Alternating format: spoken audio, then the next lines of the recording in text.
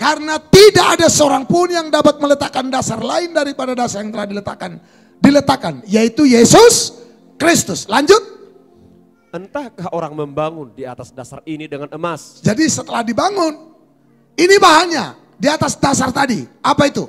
Emas, Terus perak, batu permata, ya, kayu, rumput kering atau jerami. iya, kayu, rumput kering, jerami. Terus lanjut 13. Sekali kelak pekerjaan masing-masing orang akan nampak. Sekali kelak pekerjaan masing-masing orang akan nampak. Jadi berbicara bangunan ini kan bicara pekerjaan. Termasuk pekerjaan iman kita. Pekerjaan ibadah kita. Perhatikan. Apakah emas, perak, batu permata atau kayu, rumput kering dan jerami? Ibadahmu, pekerjaanmu, praktek imanmu, apakah emas, perak, batu permata atau kayu, rumput kering dan jerami? Sama-sama ibadah. Sama-sama dibangun, cuma beda bahan. Coba tanya kiri kananmu, kamu kira-kira bahan yang mana? Haleluya. Sekali kelak pekerjaan masing-masing orang akan nampak, karena hari Tuhan akan menyatakannya. Sebab ia akan nampak dengan apa? Api. Semua akan diuji dengan api. Semua diuji dengan apa? Api. Api itu apa? Dalam 1 Petrus pasal 4 ayat 12. Api itu bicara 1 Petrus 4 ayat 12 ya. Ya. Saudara-saudara yang kekasih, janganlah kamu heran akan nyala api siksaan yang datang kepadamu sebagai ujian. Jadi api itu bicara siksaan. Shalom. Sama-sama katakan siksaan. Jadi kalau saudara siap menerima firman, saudara juga harus siap-siap disiksa. Shalom. Jangan mau terima firman kalau menolak siksaan akibat firman itu. Soalnya kalau tanya saya, Bapak emang udah disiksa? Udah terlalu sering. Ini korban dari penyiksaan ini. Jadi kalau hari ini ada, inilah cetakan daripada penyiksaan itu. Disiksa karena firman. Shalom. Haleluya. Terus? Seolah-olah ada sesuatu yang luar biasa terjadi atas kamu. Ya. Kembali ke tadi 1 Korintus pasalnya yang ketiga. Ya. Satu kali kelak pekerjaan masing-masing akan diuji nampak dengan apa? Dengan api. Dan bagaimana pekerjaan masing-masing orang itu diuji oleh api itu. Connect nggak tadi dengan 1 Petrus 4? Api itu bicara apa? Dan itu sebagai ujian. Sama-sama katakan ujian. Jadi kalau saudara menghadapi tantangan karena firman, menghadapi penolakan, saudara dilecehkan, dijolimi karena firman, dengar, itu ujian. Tergantung. Kalau kamu kayu, rumput kering dan jerami kena api, hangus terbakar. Tapi kalau dia emas, perak, batu permata kena api, makin murni. Emas kena api makin murni enggak? Batu permata kena api makin murni enggak? Haleluya, perak kena api makin murni enggak? Kena masalah saudara makin rendah hati atau makin sombong? Oh, teorinya rendah hati. Prakteknya? Oh, haleluya. Shalom. Menghadapi masalah, menghadapi tantangan, menghadapi kekurangan, menghadapi krisis, saudara makin dekat sama Tuhan, makin takut Tuhan, makin rohani atau makin rohana? Nggak usah dijawab, renungkan saja. Shalom. Sama-sama katakan, api siksaan. Saya berdoa biar saudara segera mendapat api siksaan itu.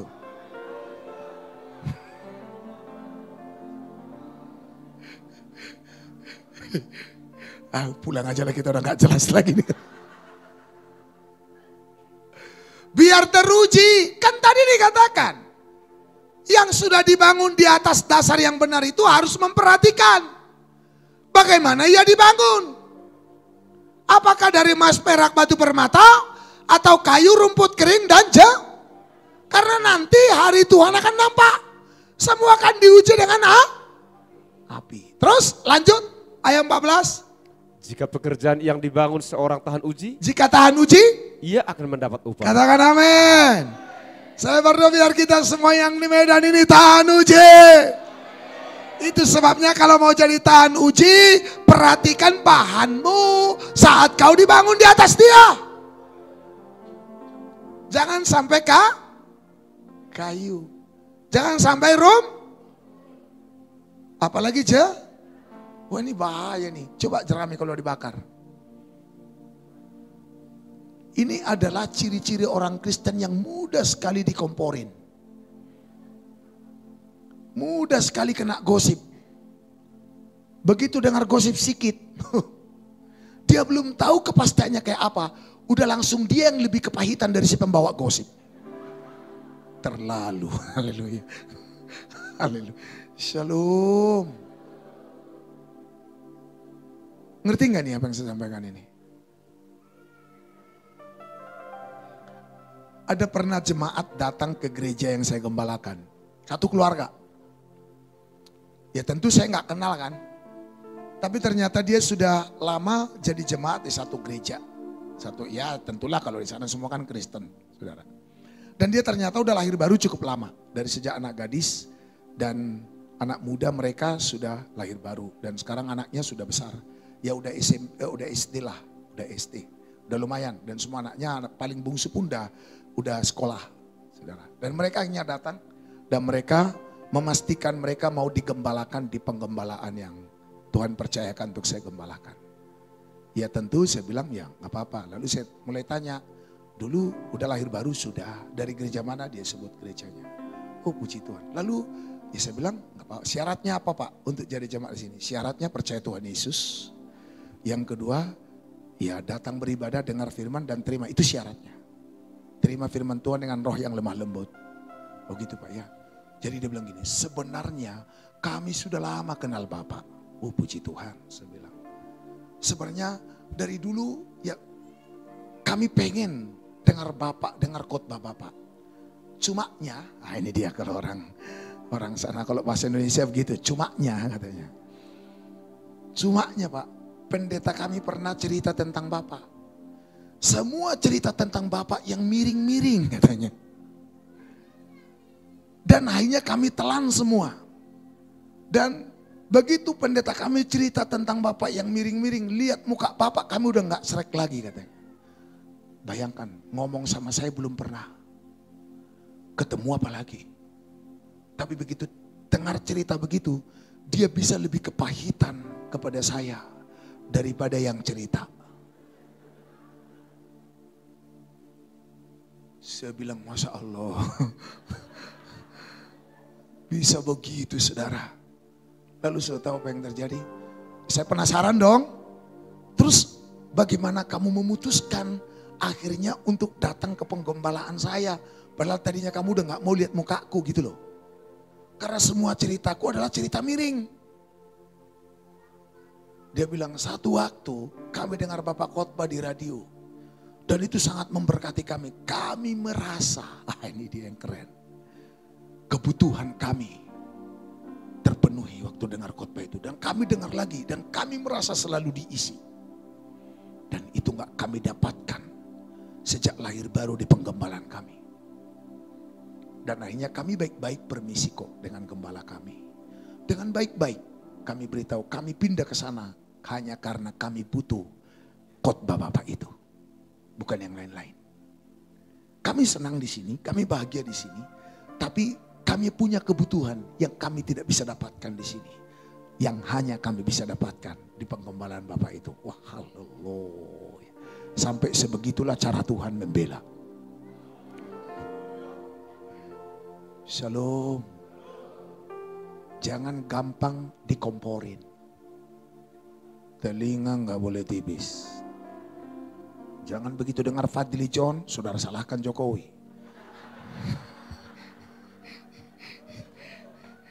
Haleluya. Hey. Medan. Haleluya. Pendiriannya harus mantap. Pengenalannya kepada Tuhan harus jelas. Karena mau dibangun. Tapi yang dibangun ini harus memperhatikan bagaimana ia dibangun. Karena satu kali kelak semua kita akan diuji. Bangunan itu diuji dan kitalah itu. Katakan amin. Makanya perhatikan bahanmu.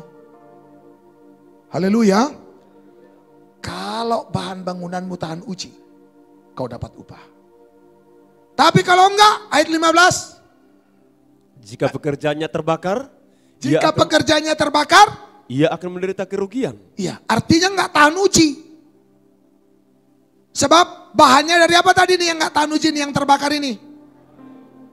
Kalau emas dibakar tetap emas. Perak dibakar tetap perak. Permata dibakar tetap permata, betul nggak? Tapi kalau kayu dibakar jadi arang. Jerami dibakar, rumput kering dibakar jadi apa? Jadi abu. Saudara kalau kena masalah jadi apa? Saudara kalau diuji dengan api jadi apa? Diuji dengan masalah jadi apa? Mas kata ini mas apa? Mas dari Purwokerto atau? Haleluya. Haleluya. Harusnya kalau kita anak Tuhan yang benar menghadapi ujian, wah itu keren. Itu justru akan menunjukkan kualitas rohani kita. Jadi ujian-ujian apa sajalah, kekurangan, kekeringan, padang gurun, tantangan, serangan panah api si jahat, godaan, zona nyaman. Itu semua banjir. Haleluya. Itu semua hanya untuk menunjukkan kemurnian Makanya kembali ke akar, andalkan Tuhan. Katakan haleluya. Katakan wuh. Amin. Apa itu emas, perak, batu permata? Jadi emas, perak, batu permata ini bicara tentang anak-anak Tuhan yang kualitas rohaninya oke-oke. Haleluya. Tapi anak-anak Tuhan yang bagaikan kayu, rumput kering, jerami. Inilah yang mudah terbakar. Disulut sedikit saja, wow, meledak. Haleluya. Wow, shalom. Ada amin. Amsal 8, 10, 11. Main cepat. Ya, ini udah jam 9 ya. Terimalah didikanku. Terima didikanku. Terus? Lebih daripada perak. Iya, jadi ternyata perak itu sama dengan didikan. Jadi kalau tadi dikatakan emas, perak, batu permata, perak itu sama dengan didikan. Terus? Dan pengetahuan lebih daripada emas pilihan. Pengetahuan sama dengan emas pilihan. Keren ya? Terus? Ayat 11. Karena hikmat lebih berharga daripada permata. Kan tadi, emas, perak, batu wah semua lengkap di firman Tuhan ini. Makanya kalau mau cari pengertian satu ayat, cari ke ayat lain. Shalom. Jangan cari ke YouTube. Jangan cari ke Mbah Google, cari ke ayat lain. Biar pas pengertiannya. Jadi ayat menjelaskan ayat. Haleluya. Amin. Jadi apa? Emas, perak, batu permata itu bicara apa? Pengetahuan. Apa lagi? Didikan dan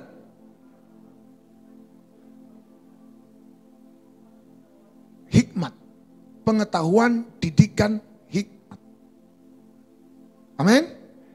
Itu yang dimaksud dengan emas, perak, batu permata. Jadi emas itu pengetahuan, hikmat itu didikan, dan didikan itu perak, ini jadi bolak-balik ini. Itulah itu.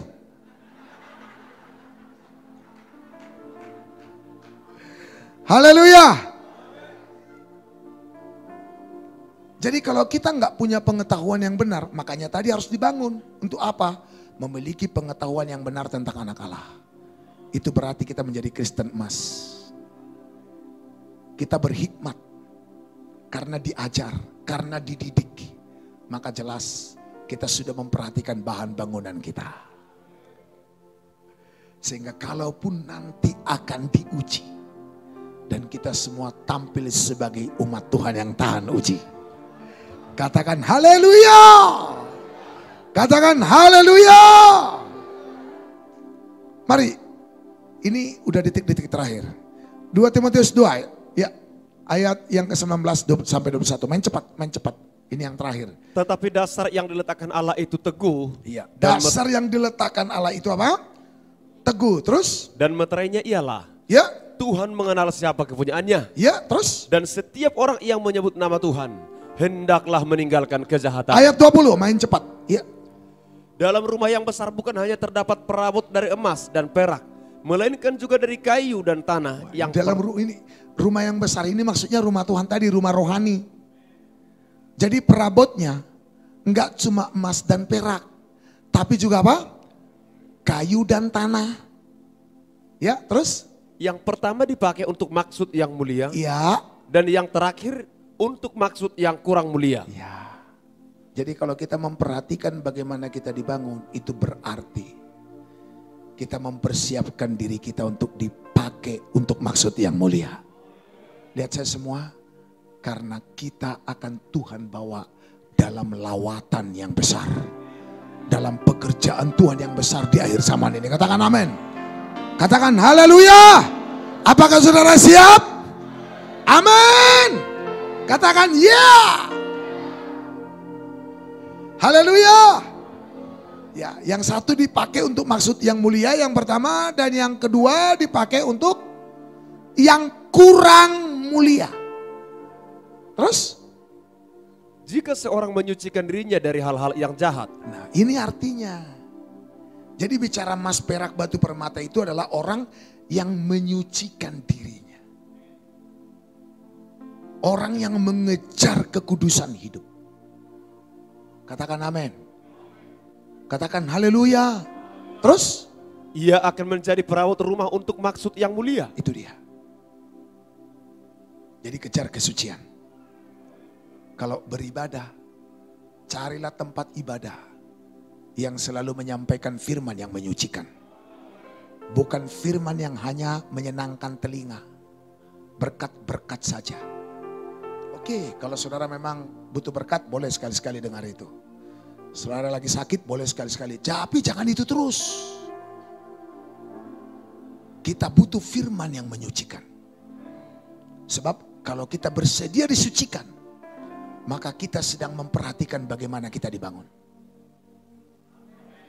Katakan haleluya. Maka kita akan menjadi perabot untuk maksud yang mulia. Bukan untuk perabot untuk maksud yang kurang mulia. Yang untuk maksud yang mulia, katakan amin. Haleluya. Nah, tadi yang terakhir, ini paling terakhir. 1 Petrus pasal pertama ayat 7. Main cepat, ya. Maksud semuanya itu ialah untuk membuktikan kemurnian imanmu. Maksud semuanya itu ialah untuk membuktikan kemurnian imanmu. Kemurnian apa? Apa maksudnya? Maksud semuanya itu. Ya, coba. Haleluya. Kita naik ke atas, saudaraku yang dikasih oleh Tuhan. Ya, ayat yang ke-6.